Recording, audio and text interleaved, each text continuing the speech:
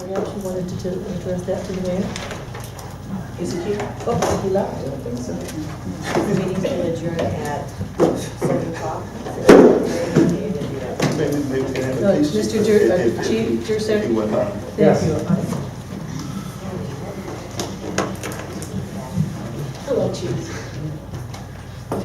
Yeah, I've told you many times at council that the minimum staffing I feel comfortable in this town is 8. With the budget deficit that you all know we have, the contract to maintain 8 people, the overtime is getting absorbed.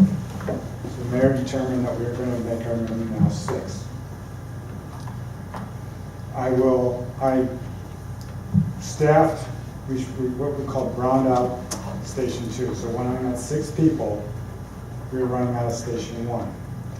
And I'll explain how we're running out of Station 1, but if we were at 7 people working, I will reopen Station 2, and that would be what we call a jump station. Means there'll be 3 people sitting in that station. If the call comes in for a rescue squad, they're going to take it. That station is empty, nothing more can be done there. If it comes in for a fire call, they'll take the fire engine, and that's it. Can't have another call. If there's 8 or more people, we only have, as of August 1st, I'm only going to have 3 9-man shifts. Okay. So, current contract, we already... I'm sorry, 3 9-man shifts in a week? No, we work 24 on, 48 off. So it's ABC, each one will be 9 men each. Okay. Our current contract, is based on 12-man shifts, and they're allowed 4 men off at a time. We pick our vacations in October of the previous year for this year. So we know our schedule is for the whole year. So if I have 9 men on a shift, as of August 1st, and I have 4 guys off, we're going to have overtime just to get to 6. To get to 8, we needed, obviously, more overtime. And that was raising and breaking the bank. So, if we're at 8 or 9, we will have, like we're running normal. 6, we'll be at Station 1. By merging everybody in one station, I feel, in my opinion, it's the best way to continue to try to answer 4,800 calls with less people. I told you there's going to be consequences. I don't know what they are, but I'm going to do the best we can to answer the calls for service. By putting everybody in one station, I have the possibility or the probability that I will have somebody in the station if a fire call comes in, a structure fire, where I can put 4 men on a fire engine. 4-man engine company is what we call them. Is a proven effective fire company that provides safety for the residents as well as the fire. We're still going to be out with 2 squads. So I'm still going to try to cover all the squad calls, and we'll have only 1 engine then available because I can't staff another engine. I don't have enough people. We're going to do the best we can. I've been monitoring for the last 2 days. Our response times to the west side has been within 4 to 6 minutes. And we'll just keep monitoring and see how we're going. And I'm doing the best we can with what I have. Do I like it? No. But John, is it possible that with vacations and other things that are going on, that it's more impacted during the summertime? yes, as for the rest of the year, again, for the rest of the year, as long as nothing else changes as it sits today, okay, we will have that station available 53 times for the rest of the year. Okay. Now, more layoffs, more resignations, it won't happen. So the present time, your total department has how many firemen? Present time. Today? 31. I'm going August 1st. I'm losing 3. I'm losing 2 for sure. One gentleman's retiring July 30th. One gentleman's resigned and went to Shaker Heights. His last day is the 10th of this week.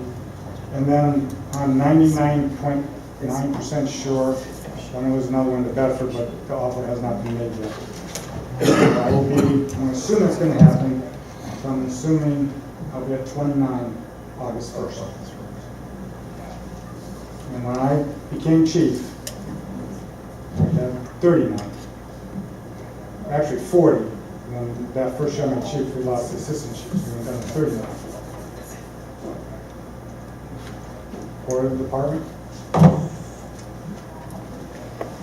How do you expect to affect your response time? What do you expect maybe your maximum on the west side whenever it's browned out to be? I'm still hoping, like I said, we've been doing 46 minutes.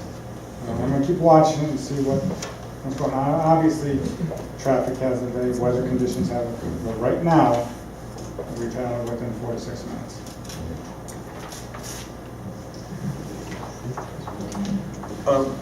Previously, you mentioned how the number of total firemen you have affects homeowners' insurance.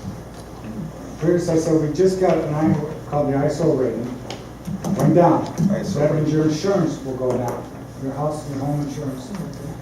I don't know what that, that was based on 8-man minimum and the equipment we were staffing, and I don't know if, they pick it up in the, the ISO Association monitors all this, and they come back in and reevaluate, and that would raise it. Your rates would go back up. So. And it went down as of when? It took effect July. I had two statements. I had one says one letter from the ISO said it took effect July 1st. The other one said it's going to take effect September 1st. Yeah, I don't know. It's on the same letter, it had 2 different dates. And how often is that rating? Every 5 years. Every 5 years is evaluated. Now, we can, if it's like when the dispatch center opens, I was going to call them back in because that would have we were real close. Might have given us enough points to drop us again, but it's going to happen right now. Not with the way we're running at 6. But simply, you saw that the budget. It's just simply you don't have the revenue to support what we need in this town for a fire department. And your overtime, is that time and a half? Yes, it is. Okay, any other questions for the chief? Madam President. Go ahead.